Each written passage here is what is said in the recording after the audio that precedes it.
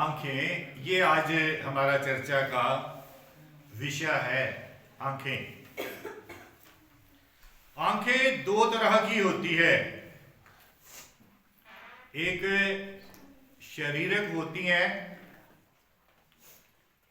जिससे हम शारीरिक बातों को निहारते हैं, देखते हैं, अट्रैक्ट भी हो जाते हैं। एक आत्मिक आंखें होती है जिसको हम शायद लोग एक बात कहते हैं कि चेहरे को देख के दिल की किताब पढ़ लेते हैं। वो आत्मिक आंखें होती हैं। और ये आत्मिक आंखें बाय बर्थ हमें खुदावंद ने दी है। पैदा होते ही ये आंखें जो है हमें दी गई है। और ये जो हमने एक पाठ पढ़ा मत्ती की अंजील 6 और 22 से 23 का, उसमें भी ये बात बताई गई है कि ये आंखें जो क्या है हमारे शरीर का दिया है। दिया दिया जिससे रोशनी मिलती है। और यहां ये बात बताई गई कि शरीर का दिया है।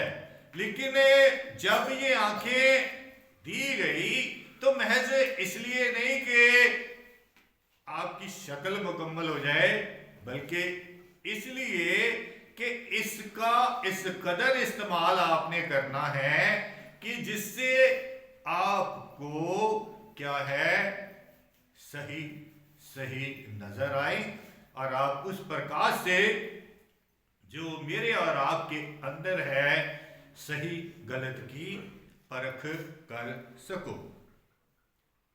और जब मुझे और आपको पैदा किया तो हमें दोनों आंखें थी, शारीरिक भी थी, जिससे जब हम देखते हैं आदम और हवा को एक दूसरे को देखते थे और खुदा को भी देखते थे और रूबरू देखते, आमने सामने देखते थे, मिला करते थे। एक गीत हमने लिखा हुआ है, पास्टर जी ने उसका म्यूजिक बताया कि अदन के बाग में मैं मौज उड़ाता था। जब उसको हम देखते थे दोनों आंखें थी, मौज उड़ाते थे। हालेलुया। और तब ये कुछ ऐसी हिमाकत इंसान ने की कि उसकी जो आत्मिक आंखें हैं वो बंद हो गई। क्योंकि आत्मा का जो है ना, ये एक पालूस साहब कहते हैं कि स्क्वेंच नॉट द स्पिरिट, आत्मा की आग को बुझने नहीं देना है, रोजमर्रा में तेल डालना है। बाय फेलोशिप, संगति के साथ, वचन पढ़ने के, गीत गाने, गीत बनाने के द्वारा। लेकिन जब ये सब नहीं होता तो फिर क्या हो जाता है कि उसमें जब तेल नहीं है तो क्या होगा, है ना, बुझ जाएगी, है ना, बत्ती भी सड़ जाएगी, है ना। और ऐसा ही हुआ कि वहां फेलोशिप तो हुई, लेकिन जिससे पहले हुआ करती थी ना, जिसमें मौज उड़ाते थे उससे नहीं। वो जो आंखों पर ऐसा पर्दा डाल देता है, झूठ भी मीठा लगता है, ऐसा उसे शैतान कहते हैं। और उससे जब बात हुई तो क्या हुआ, वो मेरे और आपके अंदर की आत्मिक बातों को क्या है चुराता है, इसलिए उसे चोर कहते हैं। और मेरे और आपके आत्मिक एक क्रिया है जिसे हम विवेक कहते हैं, उसको कत्ल कर देता है, इसलिए उसको हत्यारा कहते हैं। वो आया और उन्होंने उस जगह पर नजरें लगाई जिधर नहीं लगानी चाहिए थी, और जब लगाई, मैं आपको एक बात बताना चाहता हूं, ये जो आंखें होती है इससे इंसान के अंदर गुनाह प्रवेश करता है।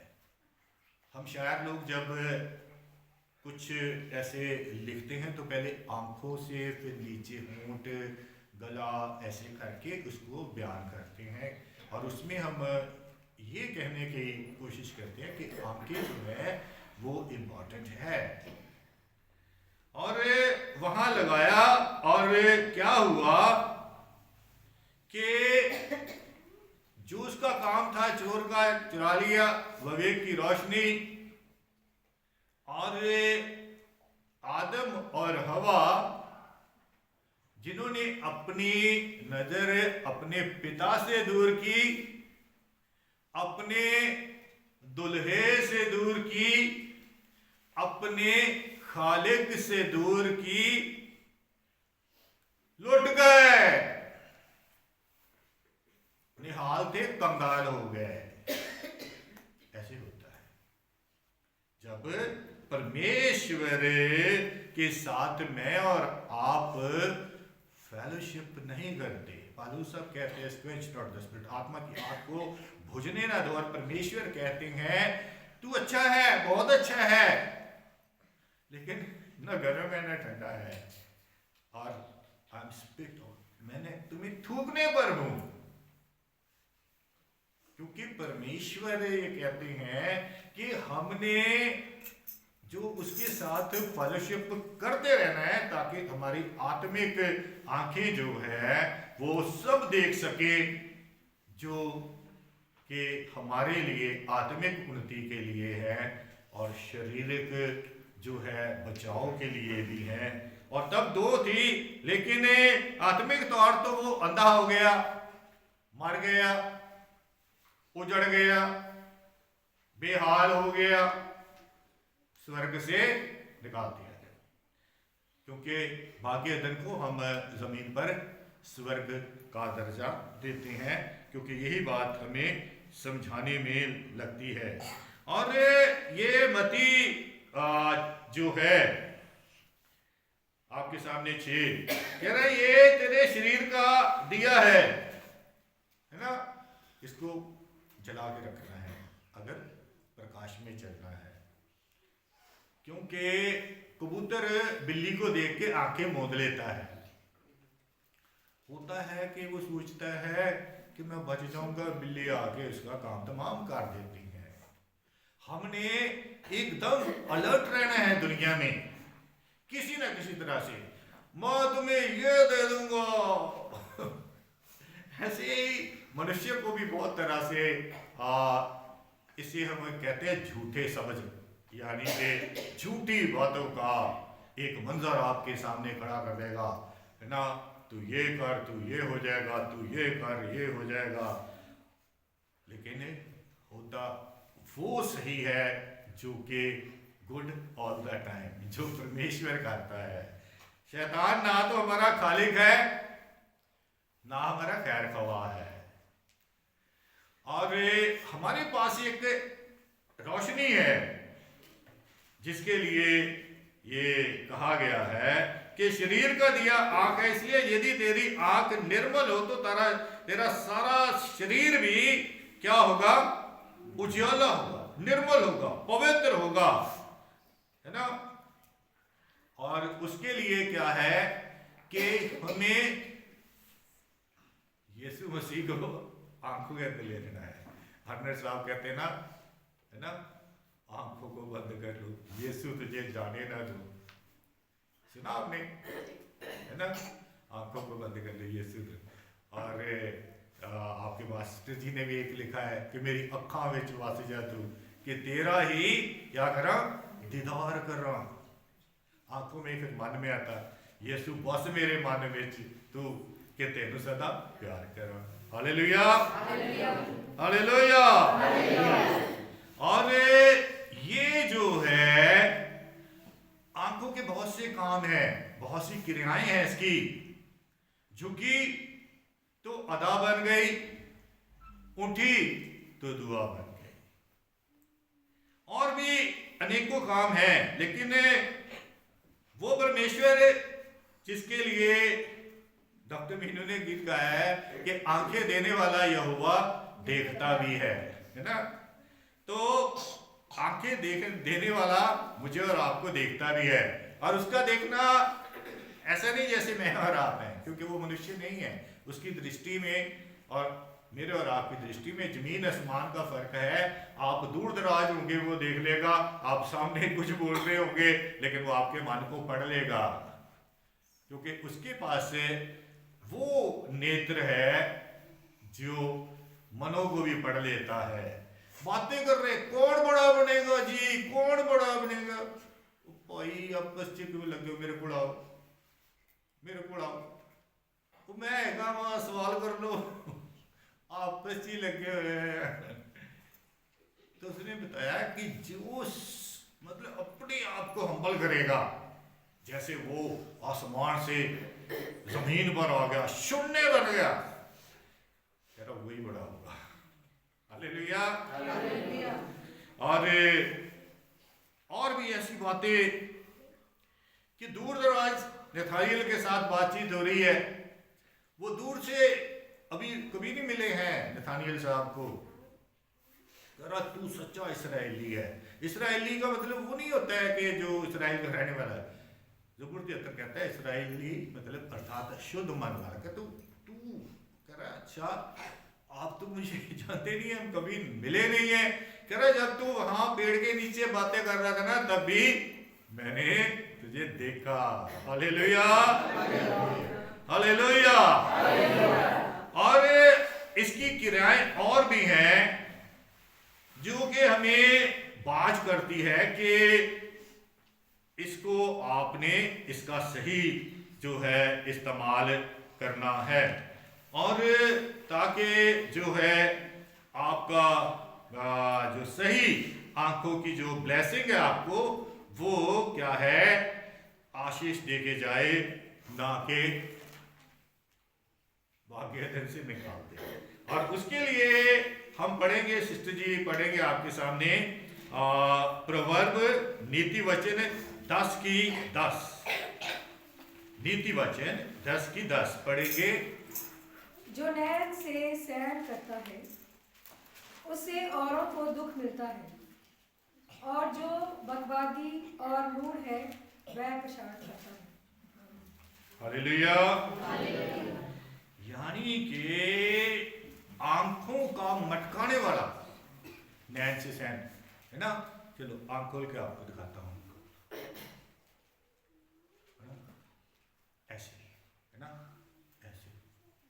फिर एक और होती है नैन से सहन। ध्यान दीजिए, आप मेरे बच्चे हैं, मैं आपको सब बता सकता हूं, है ना। ये नैन से सहन, बैड एक्शन। और इसके लिए बाइबल कहती है कि जो नैन से सहन करता है उससे औरों को क्या है दुख मिलता है ना।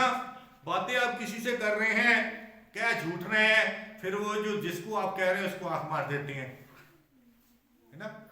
नैन से सहन, ये क्या कहते हैं कि इससे क्या होता है, ये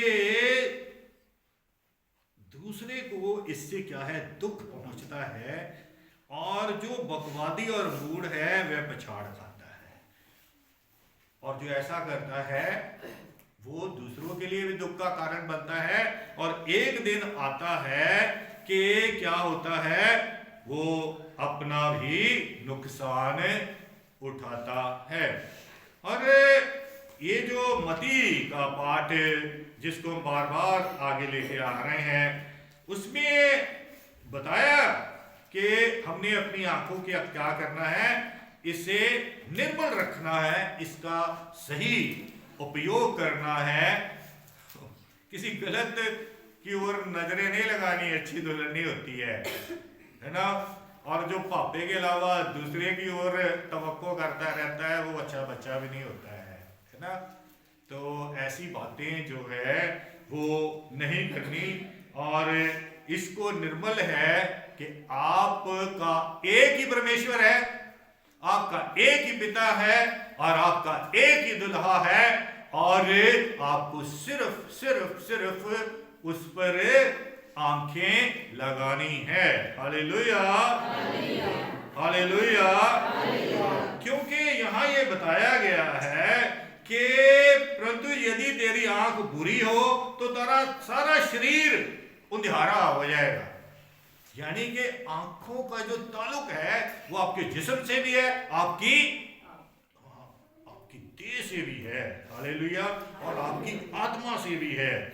यानी कि इसको क्या करना है कि मैंने और आपने क्या करना, इसको सही इसका इस्तेमाल करना है। 23 आयत कहती है कि तुझ में, ये देखें कि परंतु यदि तेरी आंख बुरी हो तो तेरा सारा शरीर भी अंधेरा होगा। इस कारण वह उजाला जो तुझ में है, आना नहीं है कहीं से,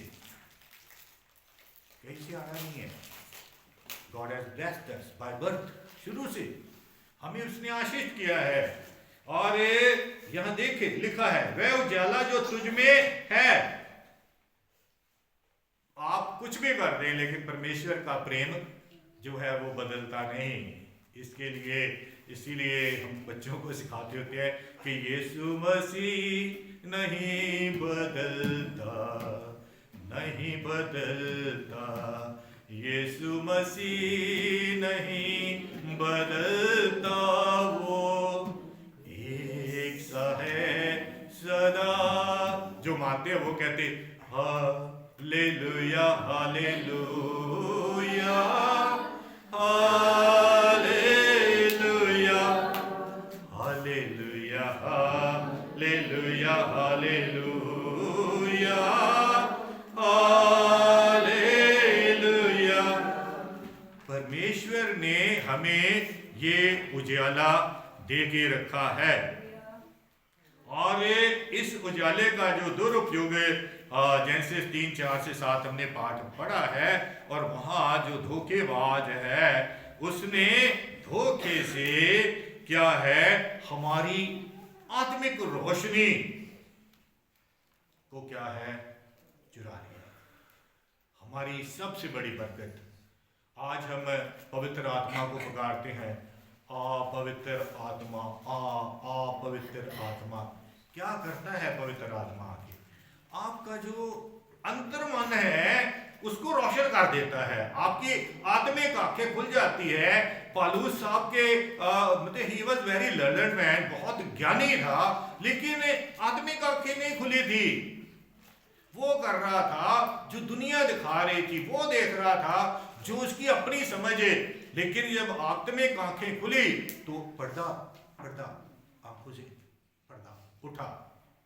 और ऐसे ही ये होता है कि जब आत्मिक आंखें खुलती है तो फिर सब कुछ जो धुंधला धुंधला होता है ना, जो कल नहीं समझ आता है, वो साफ साफ समझना शुरू हो जाता है। क्योंकि आत्मिक आंखों देने वाला जो कि सब कुछ पढ़ लेता है वो आपके अंदर है। आपको सामने बैठे सब बंदों में दिख जाएगा क्या क्या हो रहा है, हु इज एब्सेंट, आपको पता लग जाएगा कौन यहाँ से उड़ा हुआ है ना। लेकिन उसने तो अपना काम करना है ना। प्रभु दुनिया में आए, बहुत से लोग थे कुछ खाने के चक्कर में लगे हुए थे पीछे, कई दुनियावी चीजें, ओ साडा हिस्सा वंड दियो जी, अदा कर दियो जी, है ना। कई लोगों को ये उम्मीद थी कि इसका राज्य आ जाएगा, हमें मिनिस्ट्री मिल जाएगी। तो मतलब भी ये सारी चीजें आप ही की हैं। वो आपके मन पे राज्य करके आपको वो सुख, वो राज्य आपको देना चाहता है, जिसमें आपकी आत्मिक आंखें खुले और आपको नजर आए कि सब कुछ देने वाला हमारा परमेश्वर है, और हम उससे मांगे और वो देगा, सब कुछ देता है। अभी आपने बड़ी बड़ी गवाहियां सुनी है ना, किसने अच्छा किया? परमेश्वर ने। वो परमेश्वर जो स्वर्ग से हम इंसानों पर क्या लगाए बैठा है, आंखें, कि कौन चिंतित है, किसके पास पैसे की कमी है, किसकी वाइफ कुछ गड़बड़ कर रही है, नहीं सुन रही है, अपनी मारती जा रही है, किसका पति कुछ गड़बड़ कर रहा है, और कहाँ जो बच्चे सुन नहीं रहे हैं, कहाँ जो है कि मतलब सब कुछ कमा रहे हैं, लेकिन बुरी आदतें हैं कि बस वो जैसे थैली होती ना मोरी वाली, उसमें से निकलता जा रहा है। तो वो देखता है कि कब कब कब कब इसकी मन में वो बात आएगी कि मेरे पास मेरा प्रभु है, जिसकी ओर देखने से वो क्रिया जो कि मैंने शुरू में इसमें डाली हुई है वो वापस आ जाएगी, है ना। जब हम मसीह में आते हैं क्या होता है ना, पिंकी पिंकी है कल भी पिंकी थी, आज भी है, लेकिन मसीह में इसकी आत्मिक आंखें खुल गई, है ना, इसको पता लग गया, है ना। राज कल भी राज ही थी, आज भी राज है, लेकिन आज इसकी जुबान बोलती है कि अगर कल प्रकाश होता तो आज कुछ और खूबसूरत होता, क्योंकि आत्मिक बातें जो है हमेशा मनुष्य के लिए क्या है, लाभदायक होती है। और वाणी हमें कहती है कि हमें अपनी आत्मिक आंखें जो है वो सर्वदा खोलनी है, और उसके लिए सिर्फ ये वचन है आपके पास, और यीशु का नाम है। इस वचन के द्वारा, यही वचन जो देहधारी होके आया, मेरे और आपके नेत्र खोल के, उसने जिस परमेश्वर की तलब लोग करते हैं कि वो हमें दिख जाए, वो गलियों चौकों बाजारों में आपके पास से स्वयं चल के गया, और आज भी होता है। आपको कहीं जाने की जरूरत नहीं है, वो द्वार पर खटखटाता है, आत्मिक आंखें खोलें, वो अंदर आ जाएगा। हालेलुया। और जब इंसान की आंखें खुल जाती हैं तब क्या होता है कि एक अलग सा इंसान के अंदर बदलाव आता है, और उसके लिए एक मतलब ज़बूर नवीस इस बात को बड़े खूबसूरत तरीके से बयान करते हैं। जो आपके सामने ये पाठ पढ़ा गया है ज़बूरों में से, ज़बूर 34 आपके सामने पढ़ा गया है, 1 से लेके 10, और उसमें जिसकी आत्मिक आंखें खुली है वो बता रहा है और लोगों को बता रहा है कि जो आत्मिक आंखें खोल के रखते हैं उनका, वो कहता है मैं हर समय क्या करूंगा, धन्य कहा करूंगा, उसकी स्तुति निरंतर मेरे मुख से होती ले, मैं कह रहा यहोवा पर घमंड करूंगा, यहोवा पर, अपने आप पर नहीं, किसी मनुष्य पर नहीं, है ना। बाइबल कहती जो मनुष्य पर घमंड करता है वो ठीक नहीं है। और नम्र लोग ये सुनकर आनंदित होंगे, मेरे साथ ही होगा कि कह रहा बढ़ाई करो, बढ़ाई करो। क्यों गवाही देता है कि जब मेरी आत्मिक आंखें खुली, 4 आयत, मैं यहोवा के पास गया, उसने मेरी सुन ली और मुझे पूरी रीति से निर्भय कर दिया, क्योंकि वचन बताता है कि खुदा कहता है इस्राएल से कि ना तो तेरे खिलाफ कोई जादू टोना चलेगा और ना ही शैतान की कोई तेरे खिलाफ चाल चल सकती है। और फिर एक नबी से कहता है कि जब परमेश्वर आशीष दे चुका है तो जिसका मुहाफिज, जिसका रखवाला वो है, उसका कोई कुछ बिगाड़ नहीं सकता। क्यों?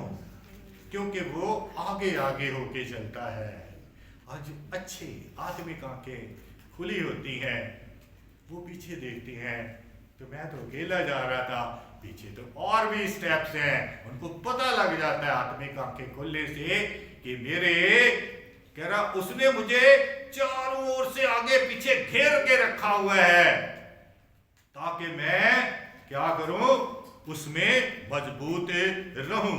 और जो लोग ये बातें देखे याद करके के दिल में इसको ना गांठ बांधने वाली है।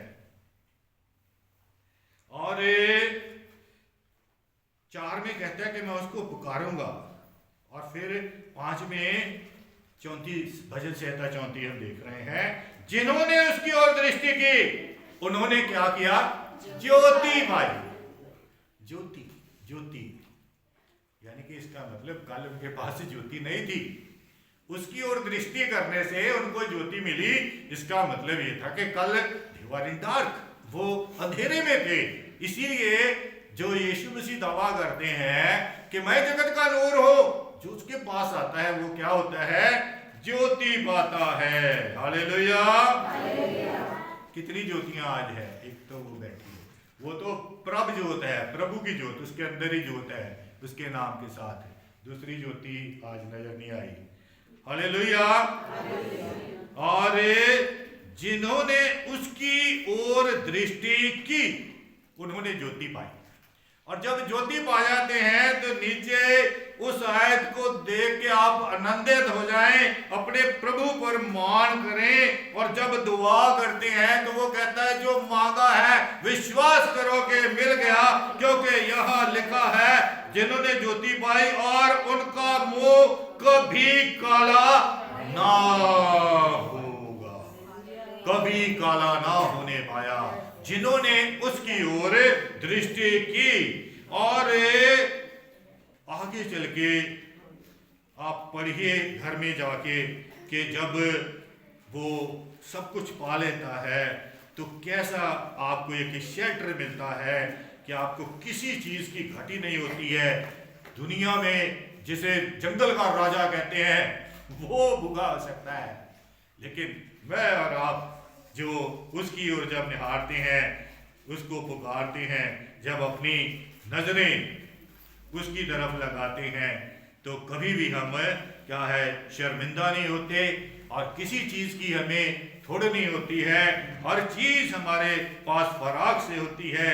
इसलिए आपके लिए, मेरे लिए परमेश्वर की ओर से एक मैसेज है कि ये जो डंगर होते हैं ना, डंगर समझते हैं आप, जानवर, ये उनकी आंखों पे वो लगाना पड़ता है।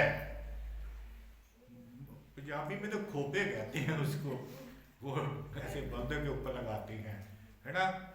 अब वो लगाना पड़ता है कि वो ना सीधे जाएं। बट वी आर नॉट डंगर, हम तो इंसान है। हमारे तो अंदर बचपन से हमारी जो एक रोशनी है, तो हमने एक सही मतलब दिशा में जाना है, जिससे वो परमेश्वर जो कि स्वर्ग से आया, मेरे और आपके लिए खाली हो गया, राजाओं का राजा, प्रभुओं का प्रभु, वो आपको अपने राज्य में शामिल करना चाहता है। वो ये नहीं चाहता है कि आपके पास जो उसने शुरू में दे रखा है वो कोई छीन के ले जाए, बल्कि वो स्वयं आके जब किसी पर प्रकट होता है तो आत्मिक नेत्र खुल जाते हैं और सब कुछ साफ साफ दिखना शुरू हो जाता है। और मेरी ये दिल से दुआ है मेरे परिवार के लिए भी, आप जो मेरा दूसरा परिवार है, कि आप अपनी आंखें सिर्फ उसकी तरफ लगाएं जो दोनों तरह से आपको देखने की सामर्थ्य देता है, आत्मिक तौर पर भी, शारीरिक तौर पर भी।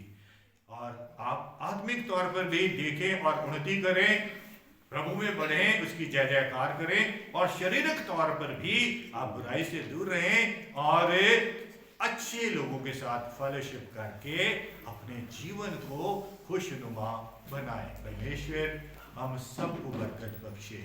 आमीन।